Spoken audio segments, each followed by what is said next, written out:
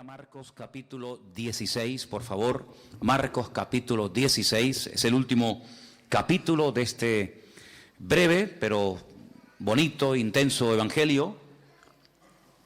Algunos dicen, la mayoría de los comentaristas dicen que este fue el primer evangelio que se escribió. Y tengo que decirles algo, por si algún día lo oyen, o por si algún día alguien les dice esto y te puedes quedar con la boca abierta diciendo, pues yo no sabía eso. No, yo les quiero dar siempre toda la información para que si en algún momento algún listillo te dice esto, que no te quedes con la boca abierta. El Evangelio según San Marcos, según la Biblia que tenemos nosotros, el capítulo 16 tiene 20 versículos, ¿sí o no? Ustedes lo pueden comprobar, solamente es cuestión de agachar un poco la mirada y ustedes dicen, pues mira, sí, Marcos 16 tiene del 1 al 20. Empieza relatándonos algo sobre la resurrección, después una serie de apariciones, una a María Magdalena, otra a un par de discípulos, después a todos los discípulos, o por lo menos los que habían quedado, y finalmente la ascensión. En todos los manuscritos del Evangelio según San Marcos, que se conservan hasta el día de hoy, el Evangelio según San Marcos terminaría escrito por Marcos en el versículo 8. Es decir, que el último versículo del Evangelio según San Marcos diría, y ellas se fueron huyendo del sepulcro porque les había tomado temblor y espanto, ni decían nada a nadie porque tenían miedo. Punto. Y ahí termina el Evangelio. Lo que a continuación se relata no fue escrito por el evangelista Marcos, fue escrito por una persona que no se sabe. Es como una especie de conclusión. ¿Por qué Marcos no escribió desde el versículo 9 hasta el 20? Es decir, esos últimos 12 versículos. Bueno, probablemente murió, probablemente, en fin, podríamos ahí hacer todo tipo de especulaciones. Eso no significa de que los siguientes versículos, que justamente los que vamos a ver esta tarde, no sean bíblicos, no sean inspirados, en absoluto, sino que es obra de otro copista, es obra de otro autor. El estilo, en castellano no se aprecia mucho, pero en el idioma original se aprecia que el estilo, el lenguaje, desde el capítulo 1, verso 1, hasta el versículo que les acabo de comentar, 16:8, es uno, y a partir del versículo 9 hasta el final es como si fuera otra persona el que escribió el resto del Evangelio. Y es que efectivamente fue así, fue otra persona, no Marcos, sino otro escritor el que escribió, repito, desde el versículo 9 hasta el versículo 20. No es algo que cree ningún problema, sino simplemente a modo de información, por si algún día alguien se lo comenta, pues si no, si yo la sabía, no me estás descubriendo nada nuevo, ya eso ya lo sabíamos nosotros porque ya lo hemos oído en la iglesia. Muy bien, entonces, si empezamos desde el versículo 9, vamos a encontrar que la primera persona que vio a Cristo resucitado no fue un hombre, no fue un discípulo, no fue un religioso, sino fue una mujer. Como yo siempre he dicho, y es lo que creemos y siempre lo seguiremos creyendo porque es así, en la Biblia no hay casualidades, en la Biblia no hay errores, nada sobra, nada falta, todo tiene una razón de ser. Incluso textos, cosas, historias, parábolas, etcétera, que leas y que no entiendas, bueno, el que no lo entienda no significa de que no sea de Dios. Todo siempre tiene una razón de ser. Colores, animales, números, lugares, nombres, etcétera, etcétera. Todo tiene una razón de ser. ¿Por qué el Señor no decidió cuando resucitó, por ejemplo, aparecérsele a la primera persona que fuera un hombre, digamos Juan, el discípulo amado, la persona que más cerca vivió del Señor? Lo podía haber hecho, ¿sí o no? Pero no lo hizo así. O a Pedro, o a Tomás, o a un grupo de discípulos. ¿Por qué a una mujer? Bueno, en aquellos tiempos y durante muchos siglos, el testimonio de una mujer no tenía ningún valor. Ninguno. Cuando se hacía un juicio, si se llamaban a mujeres como testigos, el testimonio de las mujeres en juicio no tenía ninguna credibilidad. No se aceptaba el testimonio de una mujer. Tal vez por eso el Señor dijo, bueno, eso es lo que ustedes dicen. Esas son vuestras tradiciones. Esas son vuestras costumbres y vuestros prejuicios humanos. Pero yo lo voy a hacer al revés de como ustedes lo harían. Porque muchas veces nos creemos en posesión de la verdad. Y muchas veces creemos que incluso hasta parte de nuestras costumbres y parte de nuestra cultura y la forma como adoramos y la forma como hablamos y la forma como vivimos, todo lo que decimos, hacemos está bien y es correcto. Y eso es lo que creían también los judíos de la época, que el testimonio de una mujer no valía nada, en absoluto. Y precisamente el Señor a quien primeramente se le presenta es a una mujer. Teniendo este dato en cuenta, teniendo esta información en cuenta, ahora ustedes pueden entender, en el versículo 10 dice, yendo ella, lo hizo saber a los que habían estado con él, que estaban tristes y llorando. Esta mujer viene con la buena nueva, la primera persona en la historia de la humanidad que predicó el mensaje de la resurrección de Cristo. No fue un hombre, fue una mujer, fue María Magdalena, que dice el versículo anterior, de la cual el Señor había expulsado 7 demonios. En ninguna parte de los evangelios nos dice la Biblia que María Magdalena, como a veces yo he escuchado, era una prostituta. Eso no dice la Biblia, eso no lo dice. Lo que sí dice la Biblia es que tenía serios, gravísimos problemas de tipo espiritual, concretamente 7 demonios. Y a todos el Señor los expulsó. Luego, cuando esta mujer no solamente es liberada, no solamente cambió su vida antes de la crucifixión, sino que ahora encima lo ve resucitado, sale corriendo porque sabe que sus discípulos lo están pasando mal. Dice aquí el versículo 10 que estaban tristes, evidentemente. No era para estar tirando cohetes, no era para estar saltando de alegría. Habían matado a aquel que ellos habían creído que era el verdadero Mesías. Y según ellos, se equivocaron. Tantos años, tantos milagros, tantas maravillas, tantas cosas que hicieron y viajaron y escucharon y vieron, aparentemente no sirvieron para nada. Se volvieron a equivocar otra vez. Y ahora hay que volver a casa. Ahora hay que recoger velas, amigo. Ahora hay que volver a Galilea, ahora hay que volver otra vez a la pesca, ahora hay que volver marcha atrás. Y cuando lleguen al pueblo en Capernaum o en Tiberiades, como muchos de ellos vivían, muchos se reirán diciendo, ves, lo sabíamos que se habían equivocado, que ese hombre sí tenía un carisma tremendo, pero que no era el verdadero Mesías. Y por eso estaban tristes y llorando, porque para ellos había sido una desilusión haber dejado todo para seguir al maestro y ahora resulta que el maestro está muerto. Pero en medio de este dolor, en medio de esta tristeza, una mujer llega y le dice, no, tranquilos, no pasa nada. Ha resucitado, lo he visto, he estado con él. Pero ahora pueden entender por qué dice que ellos oyeron que vivía, que ella lo había visto, pero dice, no la creyeron. ¿Por qué? Porque ellos tenían en su mente que, por muy verdad que fuera, jamás un judío aceptaría el testimonio de una mujer. Y además, no tenía otro testigo que pudiera corroborar su versión, sino que encima era una sola y encima mujer. Por lo tanto, lo que decía no servía para nada. Seguían en su tristeza, seguían en su desánimo, en su depresión. Y aunque el Señor ya estaba vivo, ellos seguían sufriendo por algo que ya había desaparecido, por un problema que no existía. Pero cuando creemos en una mentira, la mentira nos esclaviza y la mentira nos impide gozarnos en el Señor.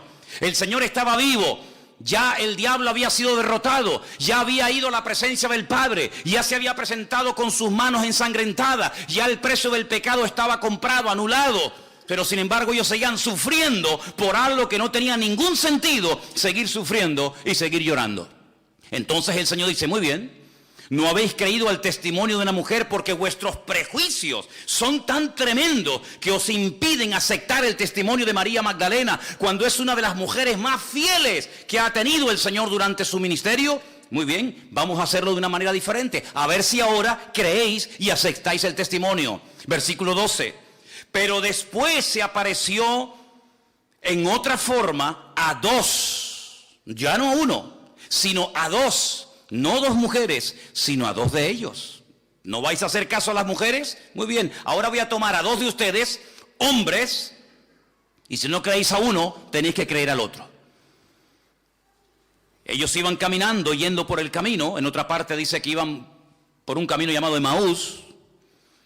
Ellos fueron y le hicieron saber a los otros y ni aún a ellos creyeron. Entonces ya no es problema de que era una mujer sola. Ya no es problema de que son solamente 2 hombres. Es problema de que no queréis creer. Ya no es problema de que no, es que nos habló una mujer y nosotros no podemos aceptar el testimonio de una mujer. No. Tu problema no es ese. Tu problema es que tú te niegas a cambiar. Tu problema es que tú no aceptas ni mujeres ni hombres, aunque sean 1000 los que vengan a dar testimonio. Ustedes se han cerrado en banda y ustedes bajo ningún concepto van a aceptar el testimonio de nadie. Fíjate hasta qué punto estaban endurecidos, que ahora lo vamos a ver, que en una ocasión uno de sus discípulos, no uno de la calle, no un enemigo del Señor que los tenía, sino uno de ellos dijo: hasta que no lo vea, hasta que no lo toque, no voy a creer. Así que a mí me podéis dar testimonios, a mí me podéis dar estudios, a mí me podéis dar todas las palabras que queráis, hasta que yo no toque, hasta que yo no meta mi dedo en su costado y vea sus heridas y yo lo vea, yo no voy a creer. Ahora pueden entender en el versículo 14, cuando dice finalmente. No habéis aceptado el testimonio de María Magdalena porque decís que es mujer. Bien. Tampoco habéis aceptado el testimonio de 2 de vosotros. Muy bien. Finalmente se apareció a los 11. A los 11 mismos. Se apareció a los 11 mismos estando ellos sentados a la mesa. Y ahora viene el reproche. Les reprochó su incredulidad y su dureza de corazón. Otra versión dice: les echó en cara semejante actitud. Si creen ustedes que una actitud de desobediencia o de incredulidad pasa desapercibida ante los ojos del Señor, nada más lejos de la realidad. Dudar de las palabras, dudar de lo que Dios ha dicho, cuestionar su resurrección. Dice que les reprochó su dureza de corazón y su incredulidad. Ahora vuelvo a repetir. No estamos hablando de escribas y fariseos incrédulos que siempre estaban buscándole las 4 patas al gato y tratando de desprestigiar y de desacreditar al Señor o a sus discípulos o a sus milagros. Incluso a veces veían milagros y decían: bueno, esto lo hizo el príncipe de las tinieblas, Belcebú. Es que está loco, es que esto y es que aquello. No, cuidado. Estamos hablando de discípulos, de personas que ya saben de qué va el mensaje del Señor. Personas que lo han visto, que han comido con Él, que han viajado con Él, que lo conocen íntima y privadamente, que todavía en esos hombres todavía quede vestigios y restos de incredulidad y de dureza de corazón. Es algo increíble, es algo increíble. Todavía después de 3 años tenéis estos problemas. Bueno, lamentablemente a veces la gente del mundo tiene como más apertura y son más crédulos para ciertas cosas que algunos que se llaman creyentes, que dicen: bueno, ya será menos. El Señor les reprocha su corazón, como diciendo: esto no lo voy a pasar por alto. Ahora, el pasaje que vamos a leer nuevamente desde el 14 hasta el 18 es un pasaje muy interesante porque son las últimas palabras del Señor Jesucristo. Y cuando las volvamos a leer, yo les voy a hacer una pregunta y tenéis que ser sinceros a la hora de responder. Y dicen así, versículo 15, les dijo: id por todo el mundo y predicad el evangelio a toda criatura. Jamás Dios había dicho dado este mensaje, este mandamiento a ningún hombre. Al único profeta que le dijo: sal de tu tierra y vete a otro país, a otra cultura, a otra nación a predicar, fue al profeta Jonás, y todas las pegas que puso ya las conocemos. Ahora el Señor abre el abanico y dice: no, ya se acabó eso de predicar solamente en Israel y solamente a los judíos, o bien en el norte, o bien en el sur, o bien en una tribu, o bien en otra tribu. Ya eso se acabó. Ahora es a toda criatura y a todas las naciones de la tierra. Algo que para nosotros aparentemente es tan normal, para ellos era un escándalo. Porque ellos tenían metido hasta en el tuétano de sus huesos que a nadie más el Señor les iba a hablar y a bendecir como a ellos, porque ellos eran, como lo dice la Escritura, su especial tesoro. Y eso de compartir las bendiciones con gentiles, con paganos, con idólatras, ni se les pasaba por la cabeza. Pero ahora el Señor les dice: tenéis que ir por todas las naciones de la tierra predicando el evangelio. El que creyere y fuere bautizado será salvo, mas el que no creyere será condenado. Y ahora viene algo muy interesante a partir del versículo 17 y 18 que dice: y estas señales, no dice señales seguirán, porque claro, se dice señales y no especifica qué tipo de señales. Tendríamos que aceptar todo tipo de señales como de parte del Señor. Y para que no caigamos en el error de abrirnos a todo, ni cerrarnos a todo, el Señor dice estas señales, como diciendo, no son todo tipo de señales. Alguien dijo en una ocasión, bueno hermano, pero el Señor dijo en una ocasión que señales o cosas más grandes que el Señor haríamos. Sí, en cantidad, pero no en diversidad. Jamás le vamos a ganar al Señor absolutamente en nada. Lo que Él no hizo, tampoco te va a permitir a ti la oportunidad de poder hacerlo tú. Porque sería hacer cosas que Él no hizo, y repito, nunca le vamos a ganar al Señor absolutamente en nada. Claro, serán señales mucho más grandes, serán señales en diferentes naciones y países, pero estas señales, las que yo les voy a nombrar a continuación. Primero, en mi nombre echarán fuera demonios. Segundo, hablarán nuevas lenguas. Tercero, tomarán en las manos serpientes y si bebieren cosa mortífera no les hará daño. Cuarta, sobre los enfermos pondrán sus manos y sanarán. Estas son las 4 señales que abarcan lo natural, lo espiritual, lo físico, etcétera, que el Señor dice que seguirán a los que creen, no los que creen seguirán a las señales, que es muy diferente. Las señales siguen a los que creen, no los que creen siguen a las señales, porque al único que tenemos que seguir es al Señor y no las señales que hace el Señor. ¿Cuántos dicen amén? Bien. La pregunta que yo les quiero hacer ahora, después de leer estas 4 señales y de leer estos versículos, es ¿cuántos aceptan? ¿Cuántos creen en esto que hemos leído en esta tarde? ¿Todo? Si aceptamos todo el pasaje, quiere decir que aceptamos lo que dice cada versículo con cada palabra y con cada cosa que nos dice y en cada una de las señales. ¿Ustedes creen que hoy en día se puede echar fuera demonios? ¿Estáis convencidos de ello? ¿Cuántos has echado tú?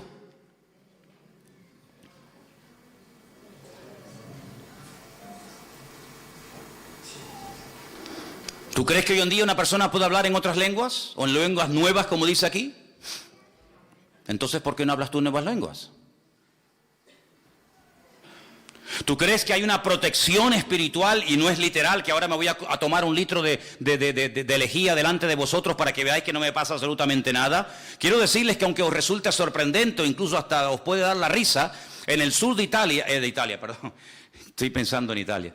En el sur de los Estados Unidos hay una zona que se llama The Veil of God, que es el cinturón de Dios, que es donde por metro cuadrado hay más iglesias evangélicas de todas las naciones del mundo. Es una detrás de otra, una detrás de otra, una detrás de otra, una detrás de otra. Y en muchas de esas congregaciones, no en todas, en muchas de esas congregaciones hay una reunión, un culto, que es una de las más importantes de la semana y consiste en llevar cajas llenas de serpientes de cascabel. Y las sueltan en la iglesia. Y la gente las coge, los niños juegan. Llévale unas cuantitas a los niños de la escuela dominical para que se entretengan. Toma, dale a Lugier una. Claro, lo que no cuentan es que el cementerio que está detrás de la iglesia está lleno de los miembros de la iglesia que han sido picados y muertos por ella, ¿no? No es algo literal, ¿verdad? No es algo literal, pero esto nos habla de que hay una protección sobrenatural. No vamos a entrar a tentar a Dios, pero evidentemente el Señor nos está diciendo que hay una cobertura, hay una protección espiritual. ¿Por qué? Porque nos movemos en el mundo espiritual. El mundo espiritual es tan real como el mundo en el que nosotros vivimos y cotidianamente nos movemos en él. Nuestra lucha no es contra sangre y carne, sino contra principados, contra potestades, contra gobernadores de las tinieblas de este siglo, contra huestes espirituales de maldad en las regiones celestes. Hay demonios, hay principados, hay gobernadores. Detrás de esa depresión, detrás de esa continua inclinación al pecado, detrás de ese deseo irresistible de volver otra vez a las andadas, de volver al vómito, a veces puede haber demonios. Aunque tú no le des la importancia ni lo creas, me da igual. Pero muchas personas todavía siguen siendo esclavos de ataduras espirituales, pero como no lo aceptan ni lo creen, y encima dicen, es que yo nunca he creído en eso, a mí nunca me enseñaron eso, como si eso te escudara y eso, digamos, te diera libertad para decir que no crees en eso. Pero detrás de muchas situaciones familiares, económicas, físicas, espirituales, etcétera, etcétera, hay auténticas opresiones demoníacas. Y dice la palabra de Dios y nos da muchos ejemplos. La Biblia dice que una vez en un culto, hermano, en una sinagoga en los tiempos del Señor Jesucristo, Lucas observó, y Lucas era médico. Por lo tanto, él no es una persona que espiritualiza cualquier situación, sino que él reconoce que allí en ese culto, ese día, había una mujer encorvada, dice que de ninguna manera se podía enderezar. Y lo está hablando diciendo un médico. De ninguna manera se podía enderezar. Eso quiere decir que probablemente esta mujer intentó de toda forma, con la medicina, con la homeopatía, con gimnasia, con esto y con aquello, enderezar su columna, dice, y no se podía enderezar, porque tenía espíritu de enfermedad. Eso yo no lo he escrito, eso está en la Biblia. Y hasta que el Señor no la desató, no habla de una liberación, que es otra cosa, sino hasta que no la desató, la mujer no se podía enderezar. Iba al culto, escuchaba la palabra, alababa al Señor, ofrendaba, diezmaba, lo que tú quieras, pero no se podía enderezar hasta que el Señor puso las manos sobre ella y le dijo aquella famosa frase de: mujer, quedas libre de tu enfermedad. Y dice que al instante se enderezó y comenzó a glorificar a Dios. Bueno, y el Señor dice: a esta hija de Abraham que Satanás tenía atada por 18 años, ¿no le voy yo a desatar aunque sea día de reposo? ¿O es que acaso es más importante el día de reposo que ayudar y bendecir y desatar una vida? Lo cuestionaron, lo criticaron, pero así fue. Entonces te das cuenta de que hay personas que tienen ataduras espirituales en su vida que a veces ni son conscientes de que las tienen. A veces los que les observan son están más propensos a entender el trasfondo espiritual que está detrás de esa situación, aunque aparentemente es un problema físico, pero no lo es así. Y eso está en la palabra de Dios. La Biblia nos enseña que cuando Pablo iba al río donde había un culto de oración, porque había muy pocos judíos en la ciudad donde vivía una tal Lidia, la Biblia nos enseña que una joven, una chica salía y aparentemente le hacía una publicidad maravillosa al apóstol Pablo y a Silas que iba con él. Estos son siervos del Dios Altísimo. Bueno, ¿qué hay de malo en eso? No, cuidado. La Biblia dice que esto le desagradó a Pablo después de muchos días y dice que se volvió y reprendió al demonio que salió de ella. Y más adelante dice porque tenía espíritu de adivinación. Y automáticamente la chica perdió ese don, esa facultad de poder no profetizar, sino adivinar. Y dice la Biblia que se montó un revuelo en aquella ciudad tremendo, que los metieron en la cárcel y todos conocéis la historia. Luego, no siempre, pero a veces detrás de una enfermedad, detrás de una depresión, detrás de una caída y otra, a veces hay problemas de tipo espiritual. Y a veces hay personas que no son libres porque no aceptan el ser tratados en ese área o porque no creen en ese área. Y así les va, y así están toda la vida con lo mismo. Así que cuando vamos a la palabra del Señor nos encontramos que una de las señales, una de las responsabilidades de los hijos de Dios, de los que creen en su nombre, es libertar a los cautivos por Satanás. ¿Cuántos dicen amén? Y hay más gente con problemas espirituales a nuestro alrededor de lo que te puedas imaginar. Vete a una cárcel un día y te vas a dar cuenta que hay endemoniados ahí a punta pala. Y sé lo que digo, porque yo estuve 7 años allí. Todas las semanas iba allí. Y teníamos en un comedor una reunión. ¿Y cuántas veces nos llamaron por la megafonía los funcionarios para que fuéramos a una celda a atender a una chica que supuestamente le había dado un ataque epiléptico? Y los funcionarios estaban asustados porque no sabían ni por dónde meterle mano a la criatura aquella. Y llegamos, se le ministraba y fuera en el nombre del Señor libre. Porque esa es una de las señales que seguirán a los que creen en su nombre. Por eso les preguntaba, ¿usted cree en esto? Sí. Entonces, ¿por qué no se ve esa señal en su vida? Porque para algunos este tema es una teoría y hasta incluso en algunos casos dice, ay, a mí esos temas me dan miedo. Pero sin embargo te pregunto otra cosa y eres un fiera y entiendes de todo. Pero sin embargo lo que deberías de entender y ser algo normal en tu vida, lo ves como algo tan lejano y tan extraño. Incluso he llegado a oír a algunos predicadores y maestros que dicen, bueno, esas señales eran para los tiempos de Cristo.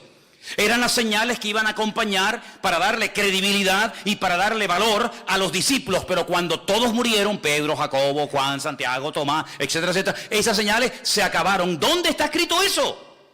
Por favor, que alguien me diga dónde dice la Biblia que cuando murieron los discípulos, con ellos murió el poder de Dios. Habrán muerto los discípulos, pero Dios no está muerto. Él está vivo y vive por los siglos de los siglos. Amén. ¿Cuántos lo creen? Por lo tanto, es una señal. Pero no solamente esa señal dice que seguirán a los que creen en su nombre, sino dice la Biblia que incluso los que creen en su nombre hablarán nuevas lenguas. Lenguas que no aprendieron en una academia, Y esta evidencia se ve en todo el libro de los Hechos, no una, ni dos, ni tres, varias veces se ve como otra evidencia que hay. Y era algo tan normal en aquellos siglos que hay capítulos enteros en la Biblia. Por ejemplo, Primera de Corintios capítulo 14, donde te habla acerca de cómo moverse y cómo entender y cómo ejecutar este don que Dios le ha dado al pueblo de Dios. Ahí está. Hay una protección sobrenatural sobre los hijos de Dios, sin lugar a dudas. No te quedes duda. Las veces que el diablo habrá querido matarnos, ni nos imaginamos. Cuando lleguemos a la presencia del Señor nos vamos a llevar muchas sorpresas de que aquello que pasó no fue casualidad, sino que era que el enemigo quería destruirnos, incluso en algunos casos desde pequeñito, desde el vientre de nuestra madre.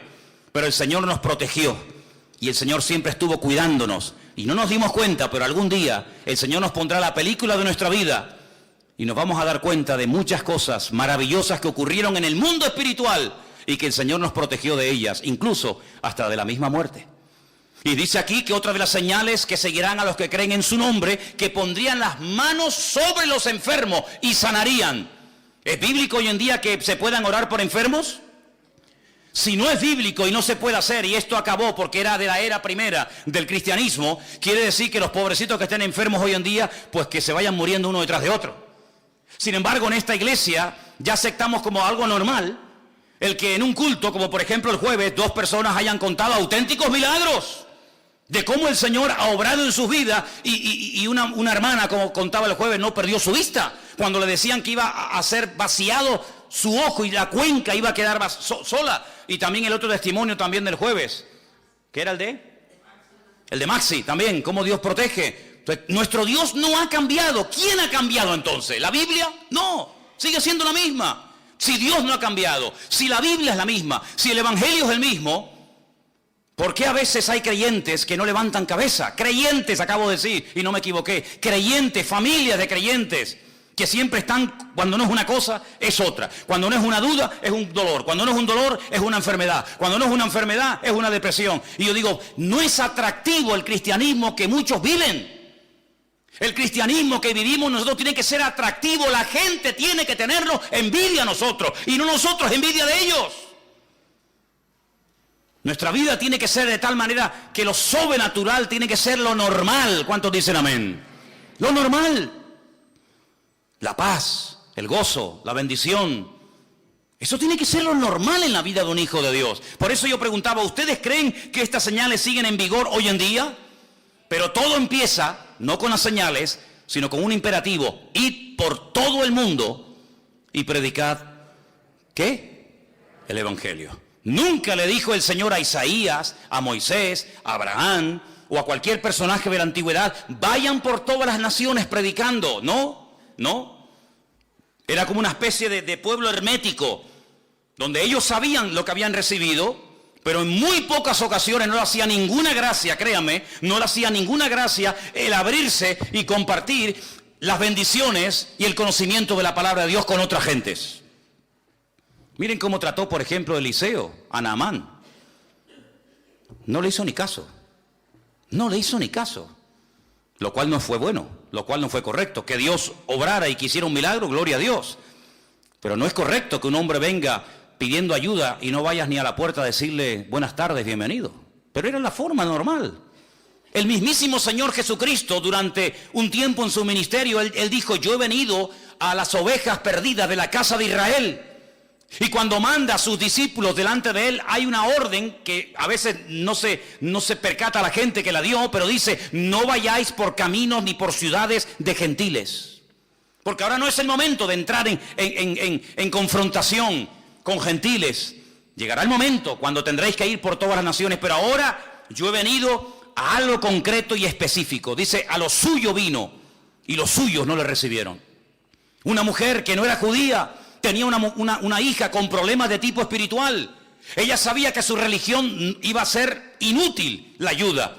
Y ella insistía. Y el Señor se le queda mirando y le dice, oye, no está bien que yo coja un pan y se lo dé a un perro. ¿Cómo? ¿Qué le acabas de llamar? ¿Perro? ¿Sí? Si no está bien que yo coja el pan de los hijos y se lo dé a una perra. Y la mujer dijo, sí, tienes razón. No es normal que se coja un pan, un plato de comida que es para los hijos y se le dé a los perros. pero también los perros tenemos derecho a comer, aunque sea una migaja. No se ofende porque para ella era normal el trato de desprecio, el trato de rechazo. No era el momento para entrar en territorio gentil, eso sería para otro momento de la historia. Ella acepta, pero ella dice, bueno, pero por lo menos atiéndeme, hame algo, tírame aunque sea un hueso. Y el Señor le dice, tu hija ha sido liberada en este mismo momento. ¿Qué te parece, amigo? Cuando él se va a tierra de los Gadarenos, tierra que no pertenecía al pueblo de Israel, y allí lo expulsan, allí lo echan, porque dice la Biblia que él echó fuera demonios de la vida de un hombre llamado el endemoniado Gadareno, y aquella piara de cerdos se precipitó en el mar de Galilea. La Biblia dice que salieron los habitantes y le dijeron, vete de aquí, fuera, si no llevas ni 5 minutos ya se han muerto 2000 cerdos, este hombre lo tenemos aquí un día entero y nos destruye el pueblo, vete de aquí. El Señor no discutió, el Señor no dijo, no, yo de aquí no me voy, sino el Señor dijo, muy bien, yo me voy, pero tú que estás empeñado en venir detrás de mí y en ser un discípulo mío, no te lo voy a permitir, sino quédate aquí y vete por las calles, vete por la ciudad de los Gadarenos y cuéntale cuán grandes cosas ha hecho el Señor contigo. Dejó ahí una luz, dejó ahí un testimonio. Ahora, ese tiempo en el cual solamente a ellos se les hablaba, solamente a ellos se les aparecía el Señor o el Señor les daba revelación, ese tiempo se acabó, amigo. Ya no estamos en ese tiempo, ahora hay un imperativo, ahora hay una orden, ahí la tenéis, id por todo el mundo y predicad el Evangelio. La pregunta es, ¿y qué es el Evangelio? Porque si la orden es predicar el Evangelio a toda criatura, y ahí vi otras fotos, ¿verdad? Pues, ¿qué es el Evangelio? Porque todos los que son creyentes tenéis que saber alcanzar a todo ese tipo de personas, de razas, de tribus, de pueblos, de naciones, porque es una orden, es un imperativo, es un mandato del Señor a todas las naciones de la tierra, predicar el Evangelio. ¿Usted sabe predicar el Evangelio?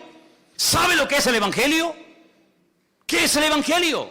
Ven a mi iglesia, te invito el domingo a la tarde, toma una tarjetita y escucha al pastor. Eso no es el Evangelio, eso es una invitación. ¿El Evangelio qué es? Quítese esto del cuello, quítese aquello, quítese tal, quítese de cual y venga a mi iglesia. Eso no es el Evangelio. Hay gente que no saben evangelizar y llevan toda la vida en la iglesia. Es más, hay creyentes que son unos pesados cuando hablan del Señor.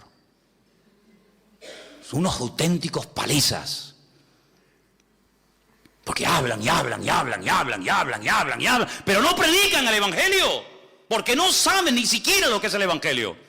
Cuentan su testimonio, cuentan su vida, cuentan que le pasó esto, cuentan que le pasó lo otro, que llore un día y no sé qué, pero que eso no es el Evangelio, hermano y hermana, que eso no es el Evangelio. ¿Qué es el Evangelio? Contar su vida, sus problemas, cómo el Señor... No, eso no es el Evangelio, son testimonios, son experiencias personales, pero muy poca gente, créanme, sabe predicar el Evangelio, no saben hacerlo, porque en el fondo dice, bueno, ¿el Evangelio qué es?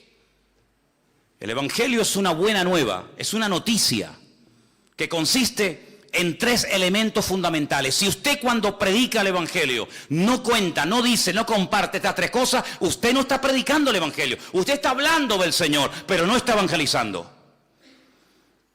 En todo mensaje evangelístico, en todo acto que usted haga para predicar el Evangelio, tiene que hablar sí o sí de la muerte de nuestro Señor Jesucristo.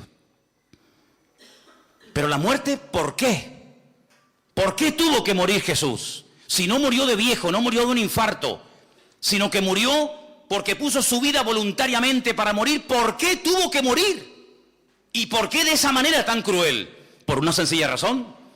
Porque cuando Dios creó al hombre en el principio, lo creó sin pecado, lo creó sin mancha, lo creó inocente, lo creó con la libertad de poder acercarse y hablar con su Creador en cualquier momento y a cualquier hora y en cualquier lugar. Pero eso se acabó. Se desconectó el hombre de Dios por el pecado. Satanás vino, tentó al hombre, tentó a la mujer. Los dos cayeron, los dos se desconectaron de Dios. Los dos salieron del gobierno, de la protección de Dios. Y ya no podía hablar el hombre directamente con Dios. Ahora había que presentar sacrificios ¿de qué? ¿De qué? De animales. De animales. ¿Qué pinta un animal en mi relación con Dios?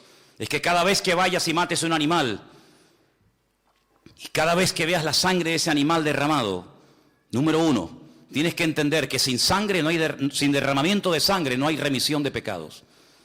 La única forma de que el pecado se borre es con sangre. Pero si los animales no borran el pecado, ¿para qué derramar sangre de animales? Es como una pérdida de tiempo. No, es simplemente una preparación para que cuando se derrame su sangre, que es la única que puede perdonar nuestros pecados, la sangre de Cristo, estéis preparados y sepáis de qué va el tema. Segundo, cuando sacrifiquen un animal, quiero que entiendan que tu parte animal, tu parte carnal es la que ha salido a flote y te ha desconectado de la presencia de Dios. Te has comportado como una auténtica bestia, te has comportado como un animal, y ese pobrecito animal inocente, cordero, oveja o lo que sea, ese animal está cumpliendo un papel sustitutorio, está muriendo en tu lugar, pero no sirve de nada porque la sangre de los toros y de los machos cabríos no puede perdonar los pecados. Es simplemente prepararte psicológicamente, mentalmente, para que cuando se derrame, cuando se ejecute el verdadero sacrificio que es el de Cristo, el Cordero de Dios, que quita el pecado del mundo, lo entienda y no te quedes con la boca abierta diciendo, ¿y esto de qué va? Así que cuando hables a una persona del Señor y quieras predicarle el Evangelio, tienes que decirle, Cristo murió por tu culpa, por tus pecados, por los nuestros, por los de toda la humanidad. Es como si Cristo dijera, mira, tú y tú y tú, todos tenéis que morir, pero yo no quiero la muerte del impío, dice la Biblia. Yo quiero que todos se salven y que todos procedan al arrepentimiento. Pero ¿cómo hacemos? Si la paga del pecado es la muerte, ¿qué hacemos? ¿Los perdonamos y van a seguir pecando? No. Yo lo que voy a hacer es ocupar vuestro lugar. Que mi Padre se desahogue conmigo y que derrame toda vuestra culpabilidad sobre mí. Y yo moriré por todos los crímenes, por todas las injusticias, por todas las barbaridades que se han cometido, que Dios me eche la culpa a mí. Y yo moriré por toda la raza humana, por los que murieron, por los que viven y por los que aún vivirán en el futuro. Yo voy a hacer un sacrificio una vez y para siempre. Bien, imagínate que la gente no entiende que Cristo murió por los pecados del pecador, que Cristo murió por nosotros. Pero murió. ¿Y ahora qué hacemos? La segunda parte. Hay que hablar de que la muerte no acabó con el Señor. La muerte no fue el fin, la muerte fue el principio. ¿Por qué? Porque la muerte dio paso a la resurrección. ¿Cuántos dicen amén?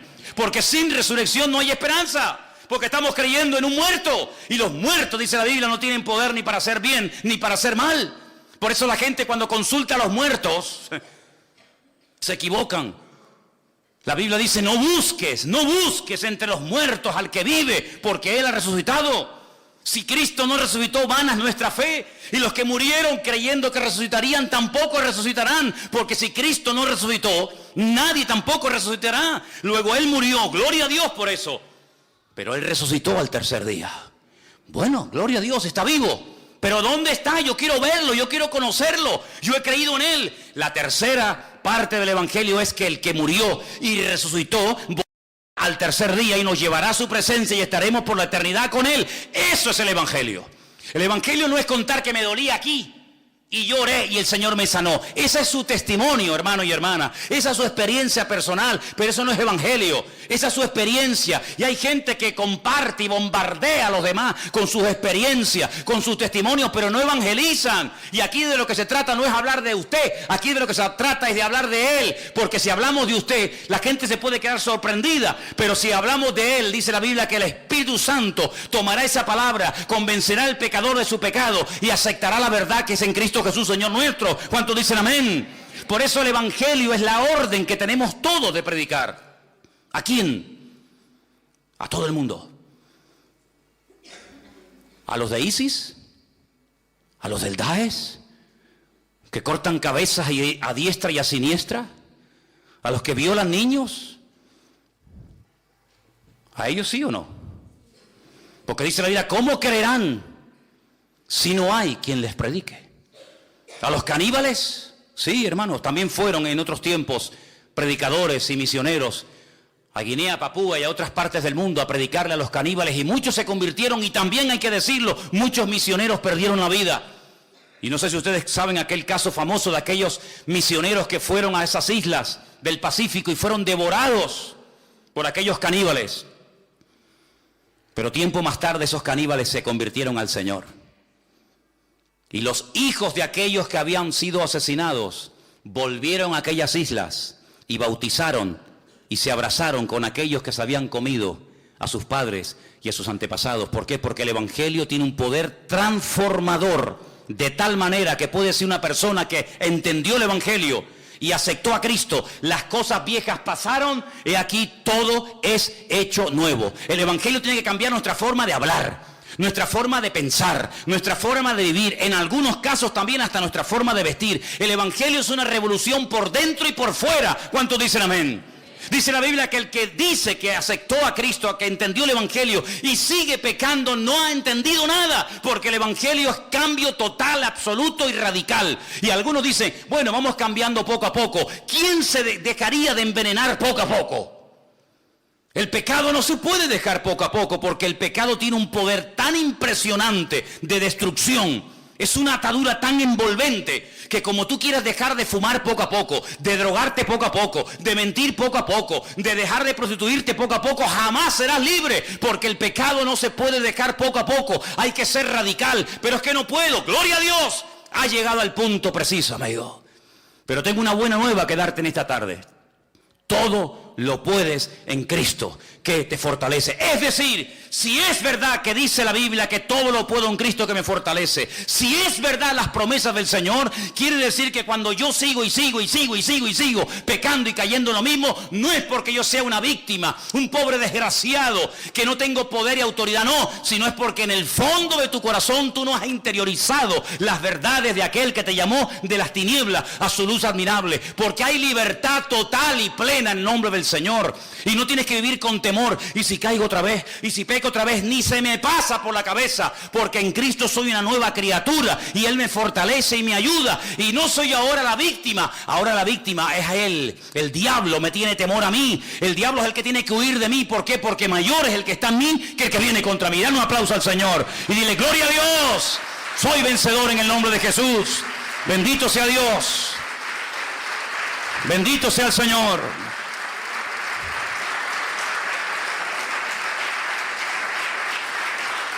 Amplía el radio de acción. Jerusalén, Samaria, Judea y hasta lo último de la tierra. Amplía el radio de acción. Amplía el radio de la audiencia. Ya no solamente a los judíos de Jerusalén, sino ahora es a todas las naciones de la tierra, a los romanos, a los griegos, a los cartagineses, a estos y aquellos. Así que amplía el campo, amplía la audiencia, amplía los requisitos, porque aquí también hay requisitos, ¿eh? En el Antiguo Testamento a nadie se le hablaba de convertirse. ¿Convertirse a qué?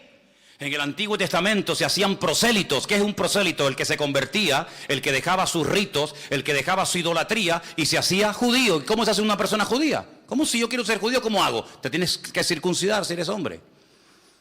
Tienes que sumergirte en una pileta que se llama mikvé. Tienes que cambiarte el nombre. Y tienes que dejar tu antigua vida y comenzar a creer lo que dice la Torá, lo que dice la ley. Eso es lo que se hacía. Pero ahora cuando vamos al Nuevo Testamento nos encontramos que dice, primeramente ustedes tienen que creer. Y luego tienen que manifestar esa creencia en público. ¿Cómo? Bautizándote. En el nombre del Padre, del Hijo, del Espíritu Santo nos bautizamos. Como señal pública. ¿Cuándo? En la Biblia al momento, al instante.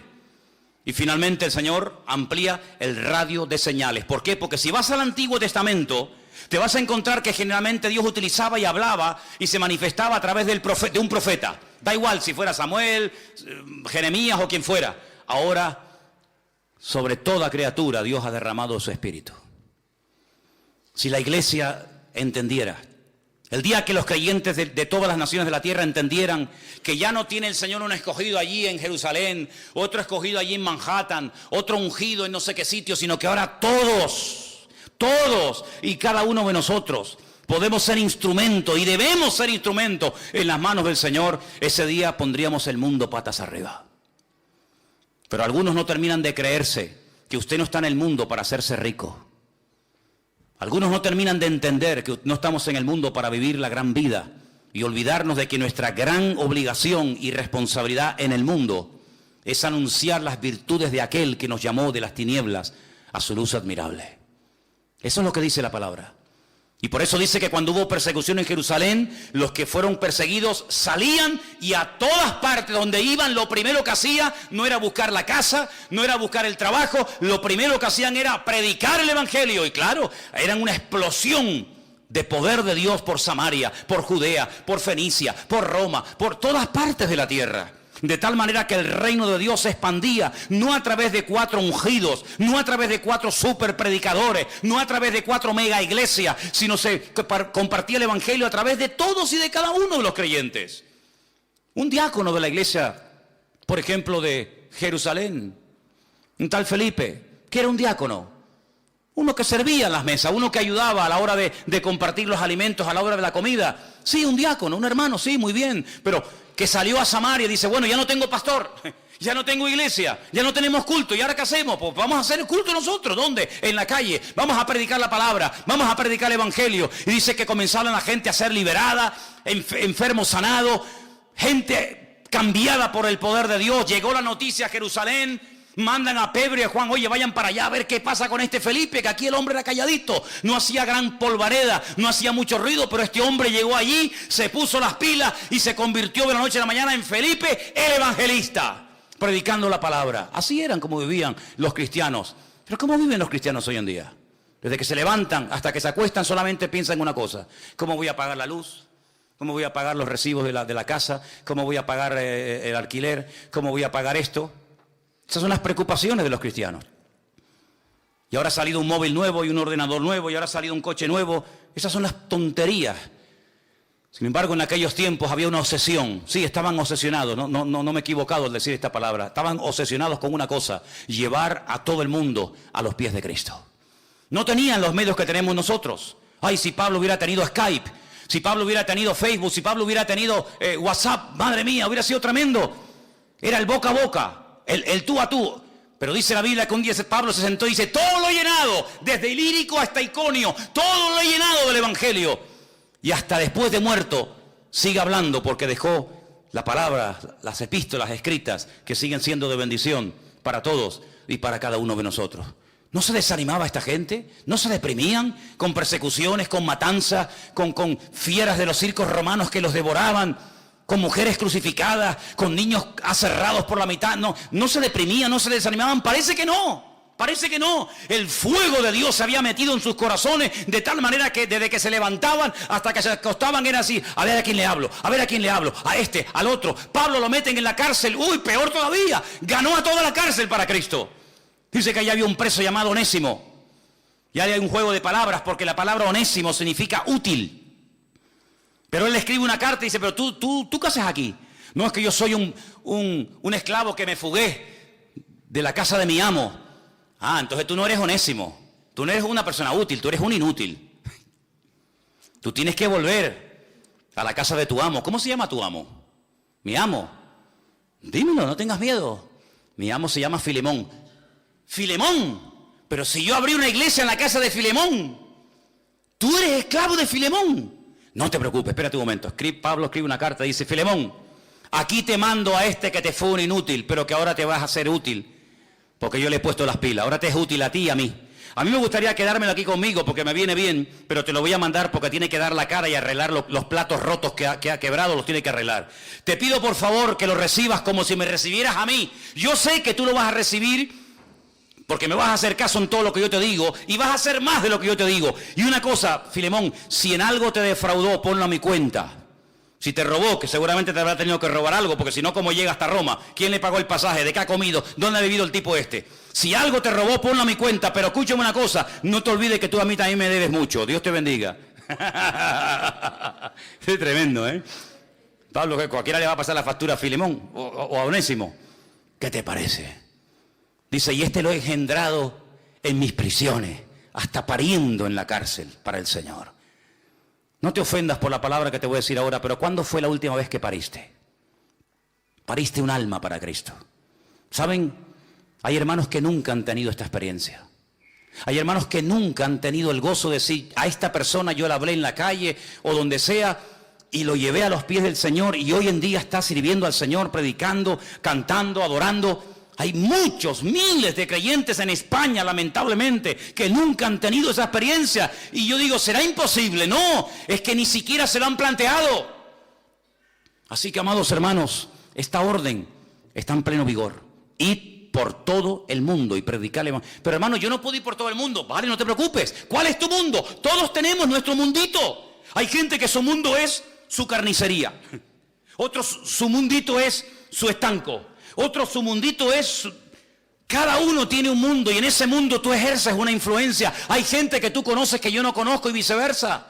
Gente que todos los días saludas y le hablas y nunca le has dado ni una tarjetita, ni un folleto, ni lo has invitado, ni has orado por él. Y te enteras que la mujer lo engañó, te enteras que el hijo se metió en la droga, te enteras que el otro día se murió un familiar de él. Hermano, aprovechemos las oportunidades, no seamos ovejas estériles y cristianos mudos. Es una tragedia, porque si tú no hablas, la Biblia dice que pasará lo que podía ocurrir en aquellos tiempos donde se levantaba una torre en medio del campo y ahí se llamaba aquel hombre el atalaya.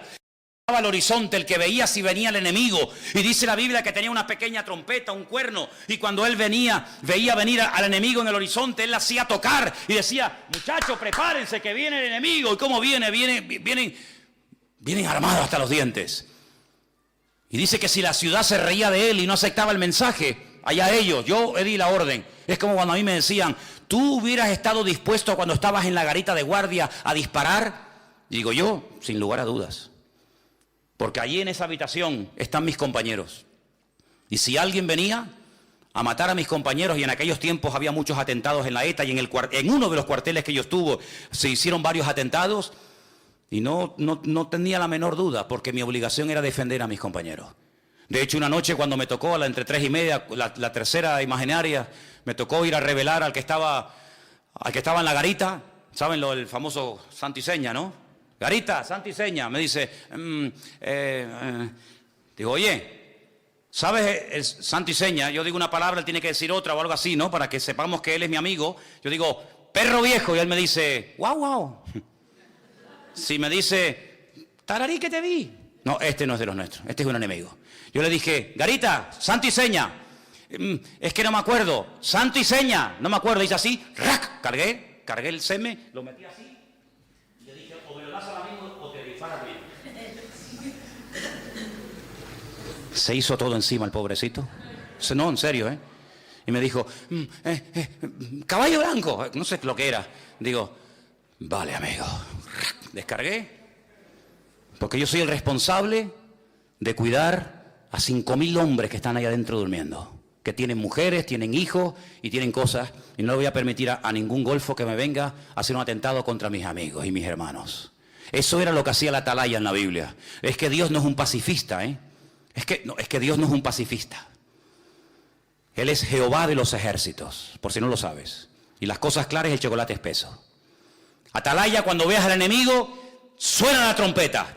Que se ríen de ti, la sangre de la ciudad no se te demandará. ¡Ay, amigo! Pero la Escritura dice en el libro del profeta Ezequiel, si el atalaya se queda dormido y no da la voz de alarma, y viene el enemigo y mata niños y mata mujeres y viola a un montón de personas, la sangre de toda la ciudad la demandaré de ese hombre, porque ese hombre no fue responsable, fue un irresponsable, y toda una ciudad murió por culpa de uno.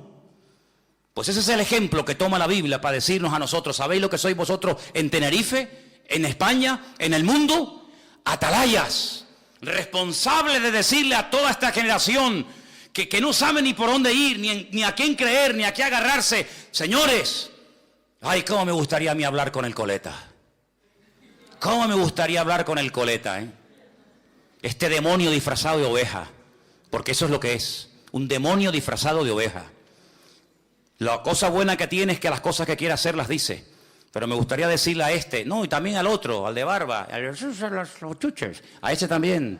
Y al otro, y decirle, mira, vengan para acá. ¿Saben por qué ustedes sois incapaces? Y la imagen que estáis dando es vergonzosa a nivel nacional y a nivel mundial. Porque los cuatro le habéis dado las espaldas a Dios. Porque todos los mismos le habéis dado las espaldas al Creador. Y en vez de doblar la rodilla, y en vez de buscar a Dios, y en vez de ir a las iglesias y pedir ayuda y sabiduría de parte del Señor, estáis peleando entre vosotros y vais a llevar entre todos el país a la ruina. ¿Pero por qué? Porque no creéis ni os agarráis al Señor. Porque dice la Biblia, si alguno tiene falta de sabiduría, y evidentemente lo que falta en España es sabiduría, pero de la buena, pídasela a Dios. Y el Señor se lo dará abundantemente y sin reproche. Pero como no quieren dar su brazo a torcer, porque están peleando el uno contra el otro en vez de buscar el bien común, en vez de buscar de Dios, así nos va.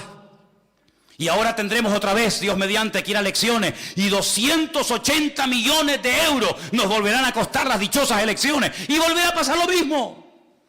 Cuando en un minuto, en la presencia del Señor, se podría arreglar todos los problemas y dificultades, pero tiene que haber mucha humildad y tiene que haber no dureza de corazón, como dice aquí, no incredulidad, sino humildad de decir, Señor, no podemos, sí podemos, no, tienen que decir en sus mítines, no podemos, no podemos, eso es lo que tienen que decir, no que podemos, habéis demostrado que no podéis nada, no podéis ni poneros de acuerdo entre vosotros mismos y queréis arreglar un país, pero hermanos, cuando un jovencito pastor de ovejas, cuando un don nadie aparentemente, el Señor lo ungió, el Señor lo levantó, fue un rey poderoso, fue un hombre usado por el Señor. ¿Por qué? Porque diga el débil, fuerte soy. Y cuando buscamos del Señor y nos agarramos al Señor, el Señor nos da sabiduría, nos da poder, nos da autoridad y tenemos al enemigo a raya.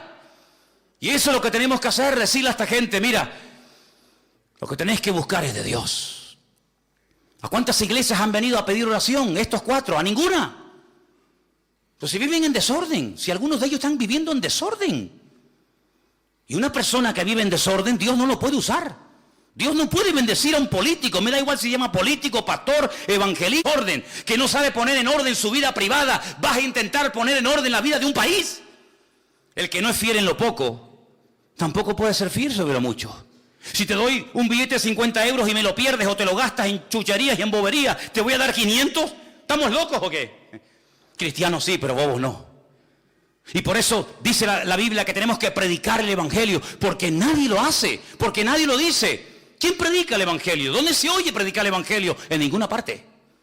Pero amados hermanos, ha llegado un momento histórico. Es nuestro momento. Y mañana cuando salgan por las calles, cuando vayas a la universidad, cuando vayas a trabajar, cuando vayas a donde vayas, mentalice, tu primera prioridad no es buscarte los garbanzos, tu primera prioridad es buscar el reino de Dios y su justicia y predicar la palabra. Y te digo más, si tienes tiempo libre, aprovéchalo. No estés todo el día rascándote la panza, mirando al techo y quejándote, sino di, Señor, gracias porque hay algo que yo no puedo comprar con dinero, que es el tiempo libre. Y tú me has dado tiempo libre para alcanzar personas que están ahora mismo pensando tal vez en quitarse la vida. Y termino diciendo algo. Imagínate una ama de casa. Estaba en su casa el otro día limpiando los platos, maquillándose. No, perdone si lo hago mal, es que yo nunca me he maquillado. Maquillándose, no sé si se empieza por aquí o por allá. Miriam me ha explicado varias veces, pero ni quiero aprender, ni me interesa. Se estaba maquillando, se estaba poniendo los pantalones, los calcetines, estaba viendo la televisión y de repente, en segundos, se cayó el edificio. ¿Pero quién iba a pensar en eso? ¿Que se va a caer un edificio dónde? Aquí en Tenerife. ¿Dónde se cayó un edificio? En Tenerife. ¿Pero dónde? En la zona turística. Un edificio. Estamos locos. ¿Cómo se va a caer un edificio? Sí, se cayó un edificio. Sí, lo sabéis, ¿no? ¿Pero quién le iba a decir a esa señora, a ese hombre, a ese extranjero, que también había algunos? ¿Quién le iba a decir que iba a estar en un piso una mañana tranquilo, sin un ataque terrorista, sin una bomba, sino así, ¡pum!, de golpe y porrazo se le iba a venir encima al edificio? Y creo que ya van 7 muertos. Ay, amigo. ¿Y si esas personas nadie les predicó el Evangelio? ¿Dónde están ahora mismo? ¿Tendrán posibilidad en la muerte de arrepentirse de sus pecados y pedir perdón a Dios? Pues yo sé que te gustaría, algunos dirían, hombre, no hay otra oportunidad, yo te tengo que decir lo que hay. No. Es decir, que la persona solamente tiene en la vida esta vida para reconciliarse con Dios. No hay reencarnación, no hay segunda, tercera o cuarta oportunidad, no. Pero es que en el budismo, es que yo no soy budista, yo soy cristiano. Si te gusta más el budismo, pues ya sabes lo que tienes que hacer. Cada uno que se busque su camino. Pero la Biblia dice, está establecido por Dios que todos los hombres mueran una sola vez y después de esto el juicio. Hebreos 9:27. Luego, si ahora no aprovecho mi oportunidad, si ahora me río, si ahora paso de todo, como en los días de Noé, amigo, nunca tendrás otra oportunidad para reconciliarte con Dios. Entonces quiere decir que puede ser que yo me esté todos los días rodeando y hablando con personas que Dios las puso en mi camino y yo nunca me atreví a hablarles del Señor. Y yo, como el atalaya del barrio, como el atalaya de la universidad, como el atalaya de ese trabajo, yo no le hablé, y esa persona puede ser que se condene eternamente por mi culpa, porque yo no le hablé del Señor. ¿Es esto así de crudo? Entonces esto es más serio de lo que yo pensaba. Es que el evangelio es muy serio. Es que el evangelio no es para señoritos. Los señoritos están en los cortijos en Andalucía y montan a caballo, tienen una garrocha, ¿verdad? Y van así. Y llevan a la señora atrás con las piernas así. Los señoritos sí, pero en las iglesias no hay señoritos. En las iglesias hay guerreros. Y los guerreros a lo que se dedican es a guerrear. ¿Contra quién? Contra el diablo y contra los demonios. Y esa es nuestra obligación, ir por todo el mundo y predicar el evangelio a toda criatura. En esta semana tienes que hablarle a alguien del Señor. Ora. Esa persona ya está ahí preparada. Esa persona ya está ahí buscando de Dios. Pero nadie se ha atrevido a acercarse. Y quiero solamente decir un detalle más. Un hombre, uno solo, en un desierto. ¿Quién encuentra un hombre en un desierto? Es como una aguja en un pajar. Bueno, hay gente que es tan gafe que se sentó encima del pajar y se pinchó con la aguja. Pero bueno, es de todo en la vida. Un hombre en el desierto, solito. Pobrecito, había viajado desde Etiopía hasta Jerusalén. Yo no sé si hablaría hebreo, no tengo ni idea. Pero cuando llega a Jerusalén, dice que va para adorar a Dios. Pero si tú eres etíope, tú eres hombre de color, tú eres eunuco, tú eres gentil, a ti no te van a dejar ni entrar a la puerta, muchacho. Pero igualmente voy a subir porque yo quiero adorar a Dios. Yo no sé cómo hizo, pero seguramente pagando una inmensa cantidad de dinero logró comprar un trocito del pergamino del profeta Isaías. Mira qué bueno, el capítulo 53. Todo el libro no, porque no, pero un trocito. Y cuando volvía leyéndolo. Yo no sé si es porque no entendía muy bien el hebreo o por lo que fuera. Dice que leía y no entendía nada. Y de repente el Señor le dice a Felipe, aquel que les acabo de comentar, que estaba en Samaria en medio de una vorágine, una campaña alucinante: Felipe, vete al desierto. Y no dice, yo ahora no puedo ir. A ver, ahora al desierto. ¿Y al desierto para qué? No puedo ir mañana. ¿Y por qué tengo que ir yo? ¿Por qué no mandas a este? Además, al desierto, yo me acabo de comprar una casita ahora. Yo no voy a ir al desierto ahora. Más a mí el calor me mata. Ahí se va Felipe, el obediente, al desierto, en obediencia. Nunca te vas a equivocar por obedecer al Señor. Aunque te mande al desierto, es mejor irse en obediencia al desierto que en irse en rebeldía a un lugar donde aparentemente hay de todo. Y dice que de repente ve que viene un carromato a lo lejos de un hombre. Claro, él sabe perfectamente lo que está leyendo, porque este es convertido, este es judío, este sabe. Y oye, como cordero fue llevado al matadero y no se le hizo justicia y tal. Dice, ay, está leyendo el profeta Isaías, el capítulo más mesiánico de toda la Biblia. Fíjate qué mesiánico es, que hasta el día de hoy en muchas sinagogas se prohíbe leer ese capítulo, porque es demasiado mesiánico. No lo dejan leer. Porque el que lea ese capítulo o tienes que ser cabezón o te conviertes sí o sí. ¿Tú entiendes lo que lees? Y le dice el etíope, ¿y cómo voy a entender esto si no hay alguien que me lo explique? Te puedes subir al carro y me vas explicando de lo que habla, si habla de él mismo, si habla de otro hombre, y dice, venga, ahora mismo, estuvieron viajando no sé cuántos días, calor abrasador terrible. Y le estuvo explicando el evangelio de tal manera que llegó un momento en el que el etíope dijo, para un momentito el carro, mira, aquí hay un pequeño charquito, un pequeño oasis, ¿hay algún impedimento para que ahora que entiendo y por fin he entendido el evangelio, yo sea bautizado? Porque dice, el que crea y sea bautizado. Yo puedo ser bautizado aunque sea eunuco, aunque sea de otra raza, aunque sea de otra etnia, aunque sea gentil. Y dice, si crees en Jesucristo, bien puedes. Los dos dice que descendieron al agua, lo bautizó, y en ese momento dice la Biblia algo increíble. Yo sé que tú lo crees, porque si no ya me contarás. Dice que el Señor arrebató a Felipe, nunca más se volvieron a ver el uno al otro. Felipe apareció en la otra punta del país, en Azoto, pero dice la Escritura, y quédate con esto, y siguió el etíope gozoso su camino. ¿Y cuál es el país de África donde en aquellos tiempos había más cristianos y más creyentes? En Etiopía. Porque ganó a uno. Y ese uno, sabe Dios, ganó a centenares y ganó a miles. Ese uno está allá afuera esperándote a ti. y a ti, y a ti, y a cada uno de nosotros. Solamente es cuestión de decirle, Señor, dime dónde está. Aunque sea a las 4 de la mañana voy, porque está a punto de caramelo. Si tú eres sensible a la voz del Señor, en esta semana nos podemos llevar muchas sorpresas. ¿Cuántos dicen amén? Cierra tus ojos, vamos a orar al Señor. Ahí donde estás. Recuerda esto, predicar el Evangelio no es un entretenimiento, no es solamente algo de los pastores o evangelistas o misioneros. Predicar el Evangelio es un deber, es una responsabilidad de todo creyente. Y más fácil imposible. ¿A quién? A todo el mundo. ¿Dónde? En cualquier parte. ¿A qué hora? Cualquiera. Muerte, resurrección y segunda venida. Y al final le dices a la persona, ¿crees que Jesucristo murió, resucitó de la muerte al tercer día y lo quieres confesar con tus labios? Si lo hace, dice, será salvo. Así de fácil, así de fácil. Somos nosotros los que hemos complicado las cosas. Pero es así de fácil. El Señor nos da a todos la oportunidad y el privilegio de poder llevar almas a los pies de Cristo. Bendito sea tu nombre, Dios. Santo, te damos gracias en esta tarde, Padre, porque no solamente sabemos que hay que hacerlo, sino que además tenemos el gran privilegio de saber que si lo hago, hay señales que acompañarán la exposición de tu palabra. Y a veces no hemos visto más señales porque al no predicar el Evangelio, ¿para qué queremos las señales?